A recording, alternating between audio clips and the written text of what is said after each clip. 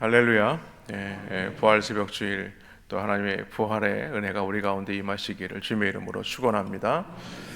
오늘 본문의 말씀 보니까 새벽에라는 이 표현을 아주 긴 수식어로 이렇게 설명을 합니다. 그렇게까지 할 필요가 있었나 싶은데 오늘 말씀 보니까 안식 후 첫날 일찍이 아직 어두울 때에 이렇게 길게 자세하게 설명하는 이유가 무엇인가? 그러니까 안식 후 첫날에 그 새벽에 가장 먼저 달려온 사람이 바로 막달라 마리아다라는 것을 말하고 있습니다. 근데 그 여인이 어떤 여인입니까? 7 귀신 들렸던 여인이죠. 예수님께서 그녀를 불쌍히 여기셔서 귀신을 내어 쫓아 주셨습니다. 그때부터 그 여인은 예수님을 따르는 제자가 된 것이죠. 그래서 제자들이 다 예수님을 버리고 도망하였지만 이 막달라 마리아는 예수님이 그 골고다 언덕에서 십자가에 못 박히실 때에도 그곳에 함께 있었던 여인입니다. 그곳에서 예수님이 돌아가시는 그 장면도 목격한 여인이 바로 이 막달라 마리아이죠. 그녀는 그 새벽에 예수님의 시신에 향품을 바르기 위해서 참 대담한 것 같아요. 무덤이 있는 그곳으로 가고 있었습니다. 그런데 막상 무덤에 가보니까 무덤의 문이 열려 있는 것이었습니다. 그런데 이 무덤의 문이라는 것은 우리가 흔히 얘기하는 어떤 문이 아니고요. 큰 돌무덤입니다. 그러니까 성인이 몇 명이 그것을 간신히 옮겨 놓아야 하는 그런 돌무덤이기 때문에 이런 돌무덤을 가면서도 걱정은 했을 것입니다. 그런데 가보니까 돌무덤이 열려 있는 거예요. 그래서 그녀는 다급히 베드로, 주님이 사랑하시는 제자 요한이죠. 베드로와 요한에게 이러한 사실을 알게 되었고, 베드로와 요한도 다급히 예수님을 시신을 모셨던 그 무덤으로 달려오게 됩니다. 그런데 그가 이렇게 달려오게 된 것은 예수님이 부활하셨다라는 사실을 듣고 그것을 믿어서 달려온 것이 아닙니다. 그냥 막달라 마리아가 갔더니 예수님의 시신이 없어진 것 같다라는 말을 듣고 그녀의 말을 믿지 못해서 달려온 것이죠. 오늘 본문의 말씀이 그것을 분명하게 설명하고 있는데요. 8절과 9절에 보니까 그때야 무덤에 먼저 갔던 그 다른 제자도 들어가 보고 믿더라. 그들은 성경에 그가 죽은 자 가운데서 다시 살아나야 하리라 하신 말씀을 아직 알지 못하더라 라고 말하고 있는 겁니다.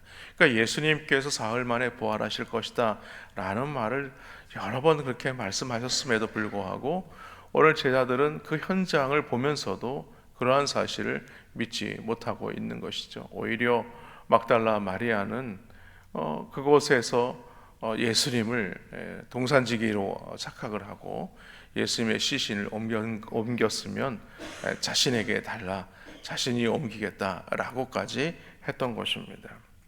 한마디로 이때까지만 해도 막달라 마리아도 또 두 제자도 예수님의 부활을 믿지 못했다라는 것이죠. 마태복음 16장 21절에 보면 이런 말씀이 있습니다. 이때로부터 예수 그리스도께서 자기가 예루살렘에 올라가 장로들과 대제사장들과 서기관들에게 많은 고난을 받고 죽임을 당하고 제3일에 살아나야 할 것을 제자들에게 비로소 가르치시니라고 했습니다.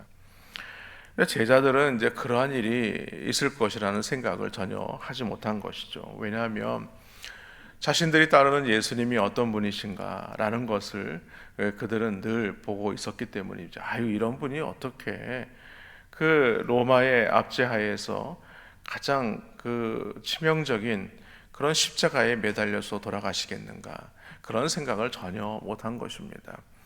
왜냐하면 예수님께서 행하신 놀라운 이적들을 그들은 함께 목도하고 함께 경험했기 때문입니다. 5천 명을 먹이시기도 하고요. 또 풍랑을 잔잔케 하시는 것을 경험했고 또 나사로가 병들어 죽게 되었을 때에 나사로를 살리신 분이 바로 예수님이시기 때문이죠. 그리고 예수님은요 많은 병자들을 고치셨습니다. 나병 환자를 고치셨고요. 또 뿐만 아니라 안진뱅이를 고치셨습니다. 그런데 주님께서 사람들에게 잡히셔서 비참하게 죽으시겠다는 이 말씀을 그들에게는요 전혀 이해할 수 없는 그런 말씀이었습니다. 요한복음 오늘 본문 20장 말씀을 보았지만 요한복음 10장 17절로 18절 말씀에 보면 이런 말씀이 있습니다. 내가 내 목숨을 버리는 것은 그것을 내가 다시 얻기 위함이니 이로 말미암아 아버지께서 나를 사랑하시느니라. 이를 내게서 빼앗는 자가 있는 것이 아니라 내가 스스로 버리노라. 나를 버릴 권세도 있고 다시 얻을 권세도 있으니 이 계명은 내 아버지에게서 받았노라 하시니라. 근데 이 말씀에서 예수님께서 하신 말씀 중에 가장 중요한 것이 무엇이냐면 스스로라는 것입니다. 그러니까 자신은 스스로 이 죽음을 택했다는 것이죠. 근데 이 스스로 죽음을 택한 이유가 무엇이냐면 예수님께서 우리의 모든 죄를 대속하기 위함이다라는 것입니다. 여러분, 세상에 어느 누구도 목숨을 스스로 내놓거나 또 얻을 수 있는 사람은 아무도 없을 것입니다. 그런데 오늘 예수님은 스스로 십자가에서 자신의 목숨을 내어놓으시고 또 사흘 만에 다시 부활하셨다는 사실을 믿으시기를 바랍니다. 그런데 오늘 베드로와 요한이 예수님의 무덤까지 단숨에 달려왔지만 예수님을 만나지도 못했고 또 예수님이 부활하셨다는 사실에 대해서도 믿지 못했습니다. 이 말씀을 보면서 그런 생각을 해봅니다. 우리가 매일 하나님 앞에 나와서 또 주님 앞에 나와서 또 교회당에서 예배를 드리지만 과연 예배 가운데 임재하시는 그 하나님을 우리가 만나고 있느냐? 그러니까 부활의 주님을 늘 만나고 있느냐라는 거예요. 주님 앞에 나왔지만 예수님을 만나지 못하고 돌아갈 때 아무 일도 없었던 것처럼 돌아가지 않느냐는 거예요.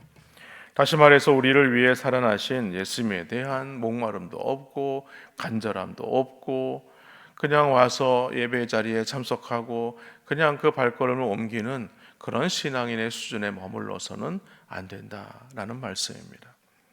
분명한 사실은요, 하나님을 간절히 찾는 자들에게 나타내 보이신다는 사실을 믿으시기를 바랍니다.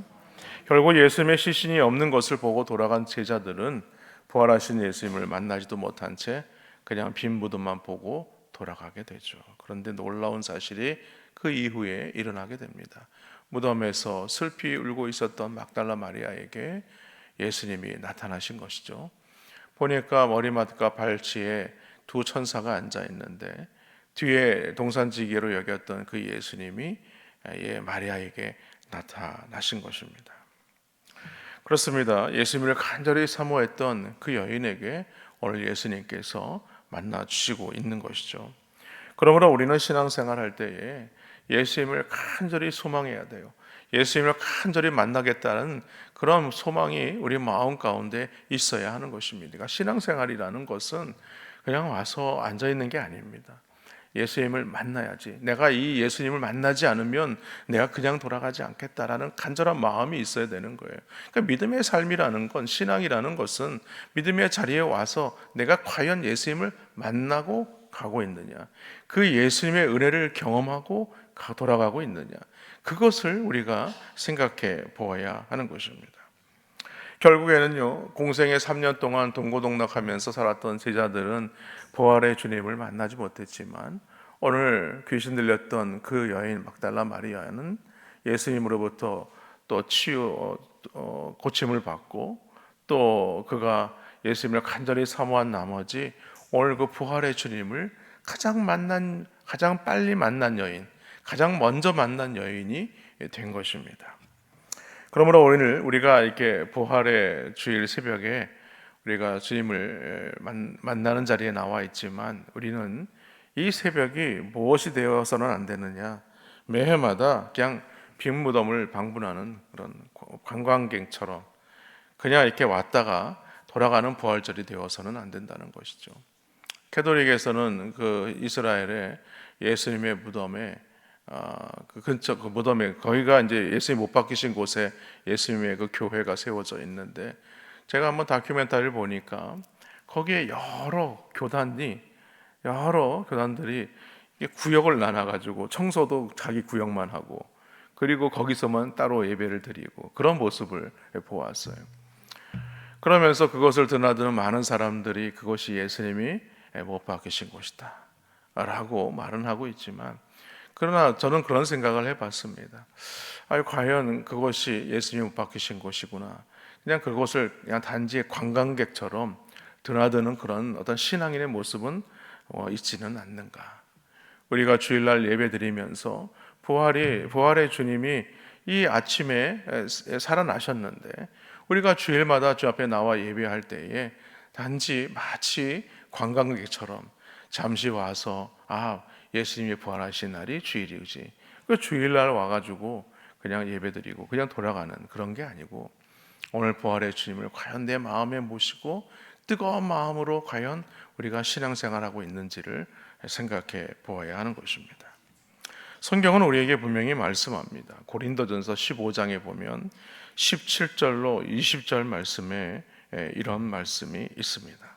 17절 말씀부터 20절 말씀을 읽어보겠습니다. 그리스도께서 다시 살아나신 일이 없으면 너희의 믿음도 헛되고 너희가 여전히 죄 가운데 있을 것이요, 또한 그리스도 안에서 잠자는 자도 망하였으리니, 만일 그리스도 안에서 우리가 바라는 것이 다만 이 세상의 삶뿐이면 모든 사람 가운데 우리가 더욱 불쌍한 자이라.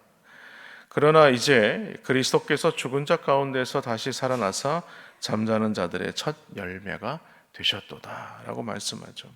여러분, 우리가 죄사함을 받은 것도 바로 예수님의 이 부활에 근거하는 것입니다. 우리가 그리스도께서 부활하지 않으셨다면 우리가 이 대속의 죽음이 필요 없는 그런 상황이 되겠죠. 그렇기 때문에 오늘 주님께서 이 부활의 주님으로 우리 가운데 오셨다는 것은 우리가 죄로 말미암아 영원히 멸망할 수밖에 없는 자들을 구원하시는 하나님의 놀라우신 사랑과 은혜란 사실을 믿으시기를 바랍니다. 그렇습니다. 예수님의 부활을 믿지 않게 된다면요, 우리는 어떤 자들이에요? 믿음이 헛된 자들이고 불쌍한 자가 될 수밖에 없는 것입니다. 그렇습니다. 우리가 이 부활의 주님을 뜨겁게 만나야 돼요. 그냥 마치 부활의 주님을 만나지 못하고 돌아가면 마치 믿음이 없는 자가 되고 불쌍한 자가 되는 것입니다. 그리고 오늘 이 복음이 무엇인지를 우리에게 분명히 말씀하는데, 같은 본문인데 고린도전서 15장 1절로 4절 말씀에 보면 이렇게 말씀합니다. 형제들아, 내가 너희에게 전한 복음을 너희에게 알게 하노니 이는 너희가 받은 것이요 또 그 가운데서 선 것이라. 너희가 만일 내가 전한 그 말을 굳게 지키고 헛되이 믿지 아니하였으면 그로 말미암아 구원을 받으리라. 내가 받은 것을 먼저 너희에게 전하였노니 이는 성경대로 그리스도께서 우리 죄를 위하여 죽으시고 장사 지낸 바 되셨다가 성경대로 사흘 만에 다시 살아나사. 그러니까 오늘 사도 바울이 먼저 받은 게 무엇입니까? 예수님의 부활을, 복음을 먼저 받은 자가 되었다. 그리고 이제 그 부활의 주님을 전하고 있다라고 지금 말하고 있는 것입니다. 말씀을 정리합니다. 이 아침에 우리 부활의 주님을 바라보면서 우리 주님과 함께 우리가 그 십자가에 못 박혀 죽었고 또 예수님께서 부활하실 때 우리도 함께 부활하셨음을 믿으시기를 바랍니다. 그리스도 예수 안에서 우리가 발견되려고 몸부림쳤던 사도 바울과 같이 우리 모습 속에서도 날마다 그 그리스도의 형상을 나타내셔서 그 부활의 주님을 전하고 증거하시는 귀한 은혜가 있기를 주님의 이름으로 간절히 축원합니다.